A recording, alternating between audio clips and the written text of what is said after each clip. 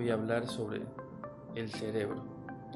Comenzamos hablando del cerebro, que es la estructura del organismo que se encarga de controlar las funciones superiores, coordinar el pensamiento y ejecutar las acciones.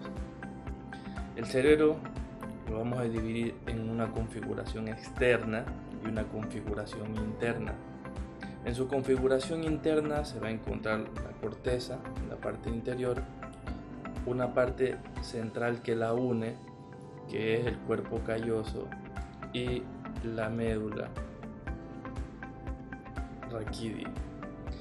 En la configuración externa vamos a encontrar la corteza cerebral, que tiene 6 capas de células nerviosas. El cerebro es una estructura que pesa aproximadamente 2000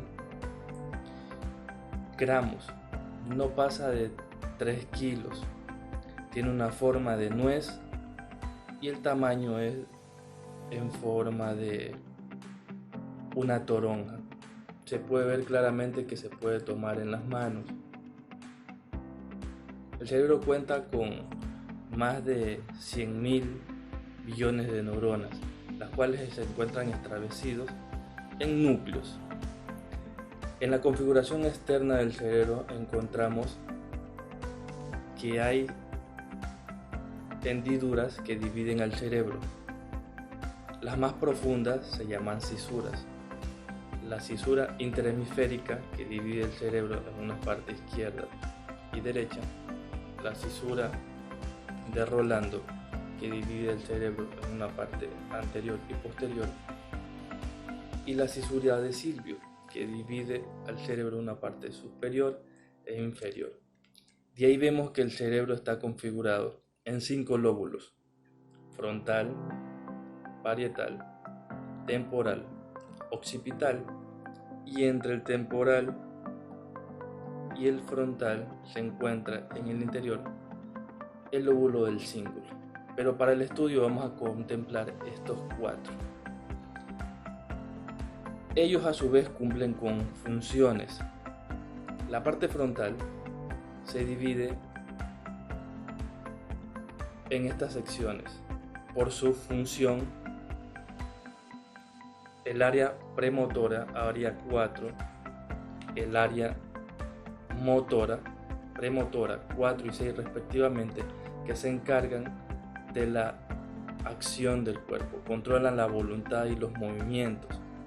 Se encuentra el área 9, 10, 11 y 12, que son las partes que controlan el pensamiento, el raciocinio, la parte de la voluntad, la ética, la moral, el razonamiento. Es esta que controla el ámbito del juicio. En la parte del adolescente vemos que no está completamente madura, por lo tanto sus acciones a veces son más impulsivas. Eso es de notar, porque cuando hay una lesión o cuando aún están jóvenes, esta parte es controlada, no es controlada por la parte racional, sino se deja llevar por la parte emocional, que es la amígdala. También encontramos el área 43, 44 y 45, que se encarga de la expresión oral y el habla. Pasamos al lóbulo parietal y encontramos ahora la parte sensitiva, área 1, 2, 3, la parte sensitiva primaria, 5 y 7, área sensitiva secundaria, y el área 40, el área sensitiva terciaria. Se encarga específicamente de recibir las sensaciones táctiles, finas como gruesas. Y el área 39, pues que se encarga netamente del área o las sensaciones visuales, de la parte lectora y escrita. Pasamos al lóbulo occipital, que se encuentra en la parte posterior, y podemos ver que es netamente visual. Se encuentra el área 17, 18 y 19, que es la corteza visual. Su función es recibir los estímulos visuales de ambos ojos y transmitir esa información.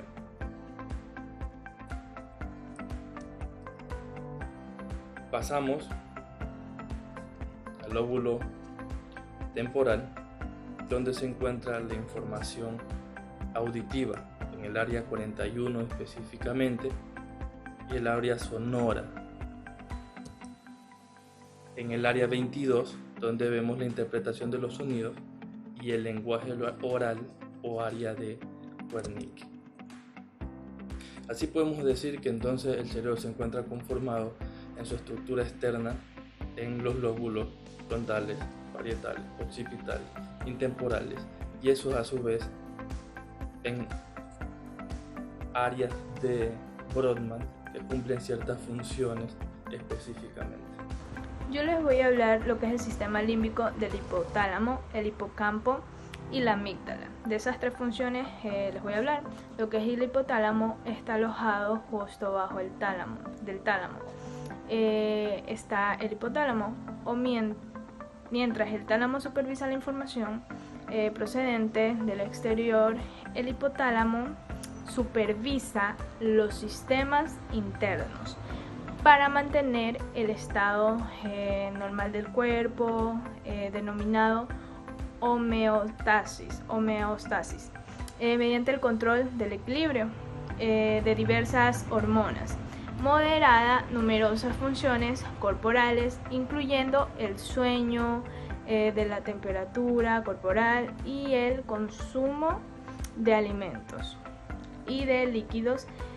Si los sistemas corporales, es decir, el individuo, le resultará difícil concentrarse en el proceso cognitivo del material curricular. Lo que es el hipocampo, situado cerca de la base del área límbica, está el hipocampo, del griego caballito de mar. Por su forma juega un papel muy importante en la consolidación del aprendizaje y la conversión de la información proveniente de la memoria del trabajo de señales eléctricas que se dirigen a las regiones de almacenamiento a largo plazo, un proceso que puede llevar días o meses. Supervisa de forma constante la información que se le acumula en la memoria de trabajo y se compara con las experiencias almacenadas. Este proceso es esencial para la creación de significado. Bueno, también voy a hablar de lo que es la amígdala. Está pegada al final del hipocampo. Se halla la amígdala, del griego almendra. Esta estructura juega un papel muy importante en las emociones, especialmente en el miedo, regular en la interacción individual con el ambiente, que pueden afectar la supervivencia, tales como cuando atacar, escapar, incluso aparearse o comer, aproximada con el hipocampo y a su actividad visible en los escáneres. Los investigadores creen que la amígdala codifica un mensaje emocional cuando está presente, siempre que se le etiqueta un recuerdo para ser almacenado en la memoria a largo plazo. Actualmente no se sabe si incluso los recuerdos emocionales de hecho se almacenan en la amígdala. El tálamo cerebral. Toda la información sensorial que llega al cerebro, excepto el olor, se dirige primero hacia el tálamo. De ahí se dirige hacia otras partes para ser procesada. El cerebro y el cerebelo también envían información al tálamo, implicándolo así en muchas actividades cognitivas, por ejemplo la memoria. Justo debajo del tálamo está alojado el hipotálamo. Mientras el tálamo supervisa la información procedente del exterior, el hipotálamo supervisa los sistemas internos para mantener el estado normal del cuerpo. Hola, mi nombre es María Daniela Alchendi Chávez. Voy a hablar sobre las partes internas del cerebro. El bulbo raquídeo o médula oblonga está situada en la parte más baja del tronco del encéfalo. Controla todo tipo de procesos automáticos totalmente necesarios para la supervivencia, como el control cardíaco o la secreción de sustancias gástricas. Además, es la parte que comunica la médula espinal de forma directa. Además, es en esta parte del tronco del encéfalo donde se encuentra la decusación de las pirámides, es decir, el punto en que las fibras nerviosas cambian de hemicuerpo para pasar de derecha a izquierda y viceversa, lo cual explica que una mitad del cuerpo es controlada por la mitad opuesta del cerebro. Puente de Barolio. La protuberancia anular tiene una forma de rodillo grueso, colocado transversalmente, y en él se distingue dos caras, anterior y posterior. La anterior cuenta con un surco basilar dispuesto verticalmente en el centro y está formado por arterias vertebrales. La cara posterior no es visible, ya que está oculta en el cerebelo y forma parte de la fosa romboidea. Alrededor de él se disponen los nervios craneales. De esta manera concreta, en los laterales de la cara anterior emergen los nervios trigéminos, quinto par craneal, que se extienden hacia el cerebelo, y por el surco anterior se encuentran los nervios aductores 5, faciales 6 y cocleares 7. Su estructura se divide funcionalmente en dos conjuntos de núcleos: los núcleos asociados a nervios craneales y los núcleos propios, no asociados a nervios. Así, los nervios asociados a nervios craneales son los siguientes: sensitivo, núcleo pontino del trigémino, núcleo del tracto solitario, núcleos vesiculares y cocleares. Motores viscerales: núcleo motor especial del trigémino, motor especial del facial y motor somático del abductor. Vegetativo y motor visceral general, núcleo salivatorio superior. Ahora vamos a hablar sobre las características. El puente de Barolio, que aproximadamente mide 2,5 centímetros, se caracteriza principalmente por tres aspectos. En el punto de origen de fibras constructivistas, es decir, que de él emergen la mayor parte de las fibras que constituyen los pedúnculos cerebelosos medios, las cuales contienen sustancias blancas del cerebro. Contienen células de Purkinje del cerebro que descienden por el puente troncoencefálico de forma vertical hasta la médula espinal. En relación con los anteriores, la protuberancia anular presenta un mecanismo de acción directa sobre el cerebelo, conectándolo con los hemisferios cerebrales. Ahora vienen las funciones, lo que son las funciones. La estructura y la situación del puente de Barolio hacen de este núcleo esencial para la comunicación del sistema nervioso. Su principal función se le considera tanto como un centro de conducción como un centro funcional. Por él circulan las vías sensitivas desde la médula espinal al cerebro y viceversa. Las fibras aferentes llegan a esta región, se cruzan y parten hacia el órgano de destino. Esto quiere decir, además, que en ese puente de Barolio, donde se produce el cruce de fibras que provoca que el hemisferio izquierdo controle la parte derecha del cuerpo y el hemisferio derecho la parte izquierda. Se le considera un centro funcional porque constituye una estación de transmisión de la información. Gracias a la protuberancia se comunican diversas áreas vitales a nivel vegetativo y motor. Igualmente tiene un papel fundamental en la coordinación automática muscular. Así, sin esta estructura o sin su correcto funcionamiento, el cuerpo no podría, por ejemplo, mantenerse en pie, cayendo inmediatamente. Además, el puente de Barolio actúa como un centro de asociación, implicando en actividades que están relacionadas con las emociones. También cumple su función en fenómenos fisiológicos como el funcionamiento respiratorio o cardiovascular, controlando procesos como el latir del corazón. Por si no fuera poco, además está implicando en la regulación de la temperatura y en la regulación de los ciclos circadianos de sueño y vigilia. Y por tanto es importante en la conciencia. Hola, mi nombre es María Belén Barre Menéndez. El tema del cual les voy a hablar es el cerebelo, Más conocido como un pequeño cerebro.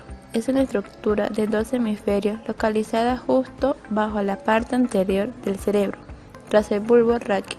Representa aproximadamente el 11% del peso del cerebro. Y es una estructura profundamente arrugada y altamente organizada que contiene más neuronas que todas las demás áreas del cerebro juntas.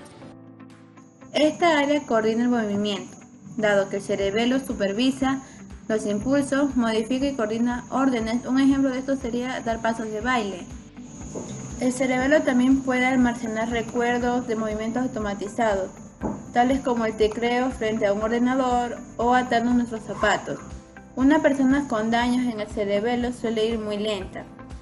Simplifica el movimiento y movimientos tales como recoger una pelota o un apretón de mano. Estudios recientes indican que se había subestimado el papel del cerebelo. Algunos investigadores creen que en la actualidad también actúa como una estructura de apoyo en el procesamiento cognitivo, coordinado y afinando nuestros pensamientos, emociones, sentimientos y recuerdos. Buenas tardes, profesora. Mi nombre es Emilia Ceballos y yo hablaré sobre las células cerebrales. El cerebro está compuesto por 1 billón de células, de al menos 2 tipos conocidos, como son la célula nerviosa y las células gliales. La mayoría de estas células son gliales, ya que estas actúan como filtros para impedir el paso de sustancias dañinas a nuestras neuronas. Estas tienen forma de estrellitas, a las cuales se denominan astrocitos. Estas tienen un papel fundamental en lo que es la regulación del índice de señales neuronales. Las neuronas son el núcleo del cerebro y por ende de todo el sistema nervioso. Hay neuronas de todos los tamaños. Estas oscilan entre 5 y 135 micrómetros. Normalmente hay un solo axón por neurona. Eso se lo explicaré ahorita en mi maqueta. Células vecinas, estas son las dendritas. La capa de mielina, como podemos ver es esta, protege al axón e incrementa su velocidad de transmisión. Las neuronas no tienen contacto entre sí. Una capa de lo que es la mielina rodea a cada axón, como podemos ver aquí. Esta capa aísla al axón de otras células e incrementa la velocidad de impulso. Dicho impulso viaja a lo largo de lo que son 1,80 centímetros de altura de un adulto cualquiera. O sea que esto se da en 2 décimas de segundos. Una neurona puede transmitir entre 250 y 2500 impulsos por segundo. El impulso neuronal se desplaza a lo largo de lo que es la sinapsis mediante unas sustancias químicas a las cuales denominamos neurotransmisores. Esto se halla dentro de lo que son las vesículas sinápticas. Por el momento se han descubierto 50 tipos de neurotransmisores. Entre los más comunes tenemos lo que es la dopamina, la secrotonina, la epinefrina y la acetilcolina. Gracias.